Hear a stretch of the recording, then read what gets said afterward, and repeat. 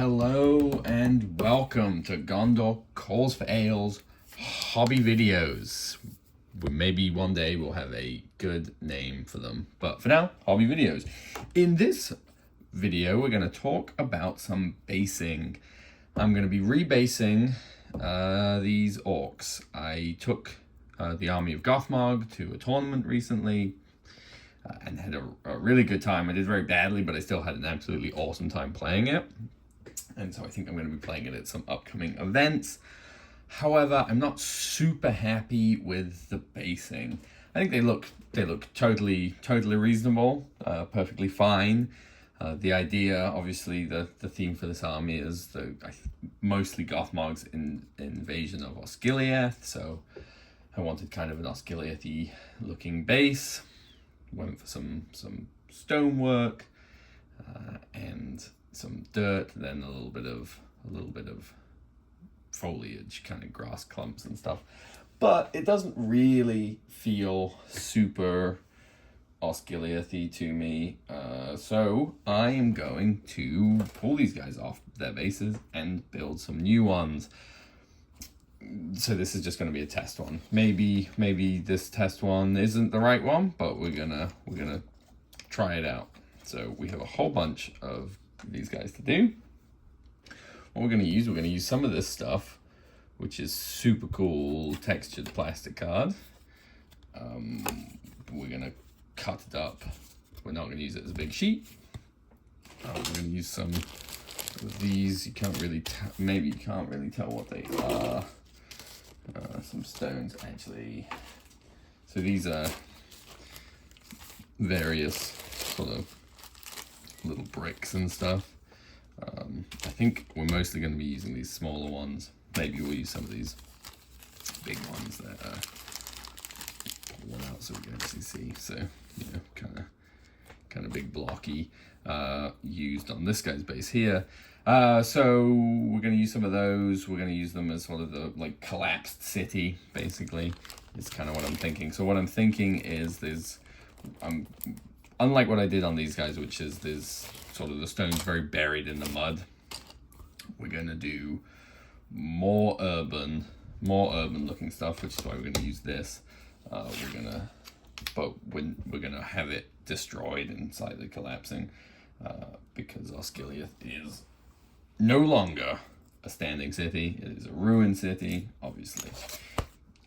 So we've got some chopped up pieces here. We won't be using these really jaggedy ones. These were left over from another project. But essentially what I do with these sheets of plastic card is cut out each individual cobblestone or flagstone. That's the word I was actually looking for earlier. Each individual flagstone, and get something like these guys here and build bases. So I have a Gondor army all based up on these kind of things. But I think what I'm going to do for these basing, again, because it's going to be a big army of orcs, we're going to need a reasonable number of these bases, is I think we're going to do sort of half the base just off this sheet. So half the base looks kind of nice. And then we're going to sort of do a bit of mud or dirt kind of stuff, and then we'll put in some of these separated ones, and we'll sprinkle on some bricks to sort of make it look more destroyed. We're also going to use some of this stuff, which is crushed up coconut shell. Comes in a giant brick, but I just have a little bit separate. This is really great for getting ground texture. Is really good for woodland-y bases, but it's got all these fibers and stuff, so it gives you some interest and builds some texture and means you don't have situations like on this guy, for an example. Yeah, you can just sit them there, right? You've got this. I mean, in the dry brushing queue, I finished this base in seconds before the tournament kind of thing, but the basing is all very flat and not that interesting. And we're also going to use this smart mud I'm just still trying to figure out the focus on this thing. Oh, whatever, doesn't need to be super in focus, even though that does annoy me. But this is super nice. It's this sort of foamy paste, but rather than some of the other like acrylic pastes, it holds a texture to it. So I think what we're gonna do here is going to, and we'll probably use some bit of sand, and I think we're gonna use some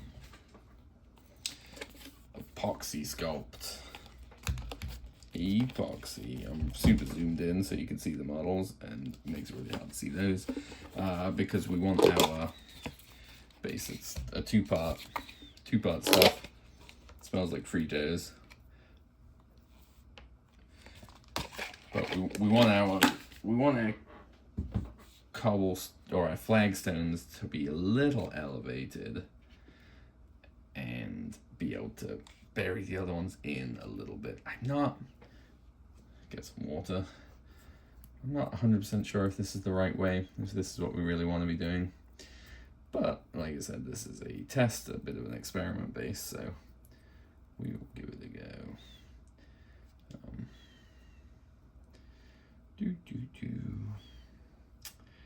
Yeah, thinking about this. I'm not really sure. Not so sure. I do use this stuff on a lot of bases because it's really good for building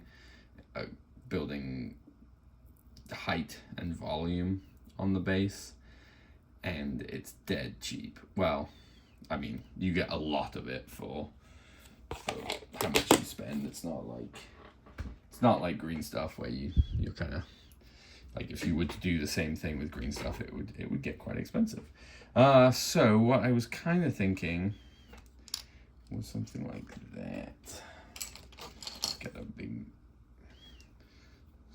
mushy sculpty tool. Don't really care what the shape is because we're not actually sculpting. We're just kind of smushing it on the base here. I think we're gonna actually want a little bit more. Yeah, so this is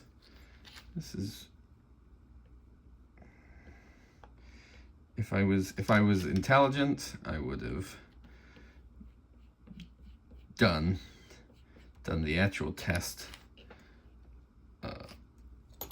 not being recorded, and done a pretend test, so I nailed it and knew exactly what I was doing. But you're getting it live as I am figuring it out, so hopefully that's interesting. So kind of something like that, I think. Yeah, see, we're gonna have this, kind of hard to see, we're gonna have that lip that's not perfect bevel, and I'm not sure if that's what I want or not. Okay, well, the thing I always run into when I'm making cool bases is not making sure it actually fits models. You're like, oh man, I put all these stones on here. Oh look, the guy doesn't fit. So we're gonna use an unpainted Morannon as a test guy. Obviously we don't need this thing anymore. Just clean off the bottom of his feet really quick. Damn. It is difficult to remember where the focus is.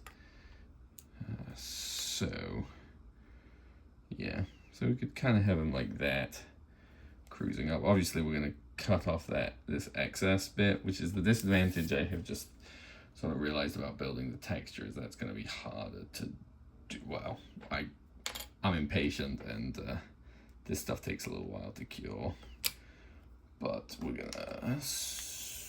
gonna go for it. I think as they say, you gotta risk it to get the biscuit. And it's not really a risk, it's one base, but I guess it's sorry, I'm declogging my ancient bottle of super glue here. Just throw some super glue on. I'll put this back to kind of where it was. cool. You know what I could have done?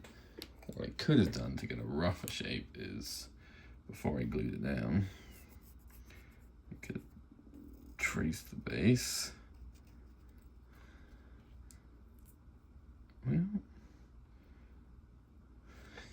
it's really glued to that foam, or foam putty, but let's just rush through a little bit.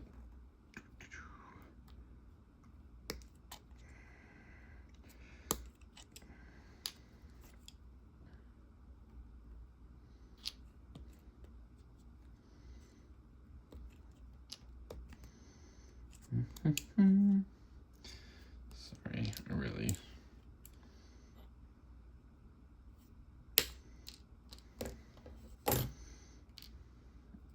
am trying to keep it in focus, but I'm not doing a great job.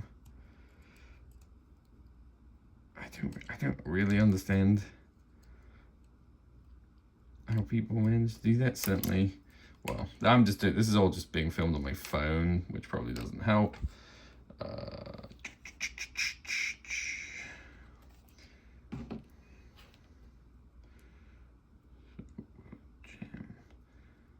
Yeah.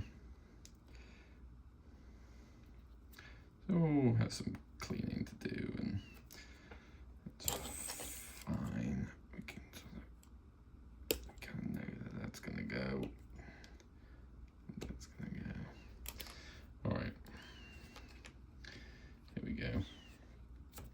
So the idea, as we were saying, is the city's destroyed, so he's sort of stepping off a more broken part onto a still little more intact portion of the city, or maybe he's into a building or whatever it may be. So we've got that general shape. Now we're going to get our smart mud stuff. We're going to get another sculpting tool. We're going to throw that up here so we can kind of see. We're going to scoop some out. That's probably too much, so let's get some there. We're just going to slap it on there. Get a little bit of water. So that's the one thing with this smart mud stuff, is it doesn't always like to stick, but with a little bit of water it will stick relatively easily. So this is where we're like building up some of this ground, some of this like, then yeah, some of this, I don't know what I'm saying. It could be just dirt, it could be destroyed, broken masonry, kind of anything. So all right, so what I'm considering now is, do I take some of these smaller flagstones and sort of scatter them so it looks like they've broken off and gone, or do I put some of that coconut fiber stuff? So basically, do I put the flagstone on first and coconut fiber stuff on top? Do I put the coconut fiber first and the flagstones on top? I think we do the flagstones first, so kind of nice to have a pair of tweezers to do this.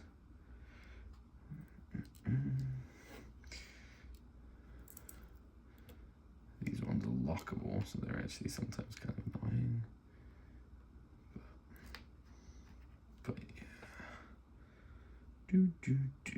What we really want is a little one, so why don't we turn this one into a little one? So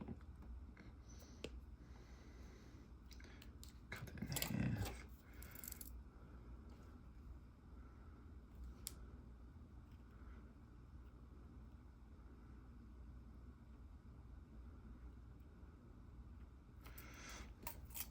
So there we go.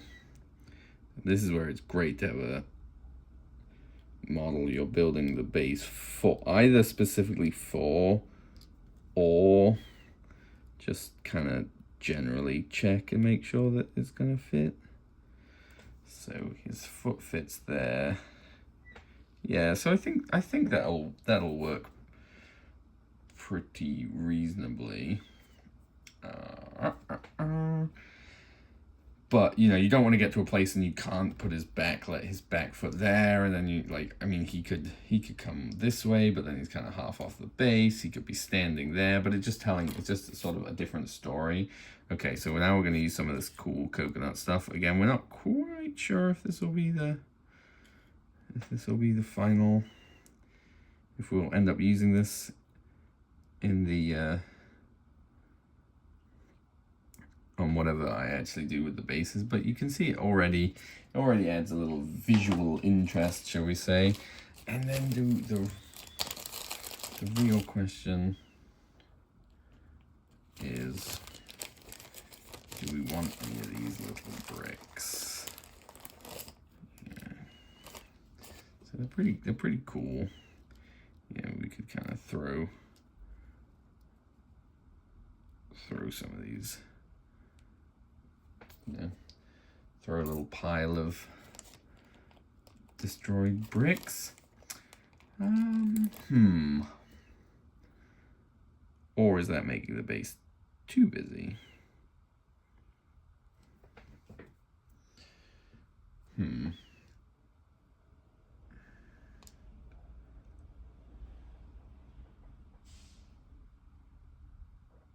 So the nice thing, thinking about it, the nice thing about the bricks is that they're a great place to put little bits of something growing out of. You know, a little bit of grass or sort of weed-looking things. But they do require more painting, and they might look a little funny. Because the other consideration is that basically this whole base is going to be kind of white, because it's the white, you know, it's Gondor, the ruins are white, so and the cobblestones are white. So do we have enough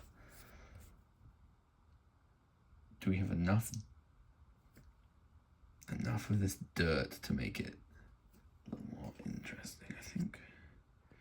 I think we'll try it with the bricks. We'll try it something like that. So that's our base built. Obviously, once the putty underneath is dry, we're going to clean up this rim, and I'll probably do something that I really hate doing, because it's kind of difficult, but to fill that in and sand it off, and then I can paint that whole lip black and have it nicely beveled. We're gonna fix it with some gravel and sand fixer. This stuff's pretty great. It smells really funky, but it does a pretty nice job. It means you can build up the base like you saw me do, putting a bunch of stuff that if I moved it or if I tipped it upside down now would just all fall off. But we can just get a little pipette, drop this stuff on, and it should nicely glue all this loose stuff. It's going to move some of it around, but we don't really, he says we don't really mind, but I just washed that section like very clean, so just take a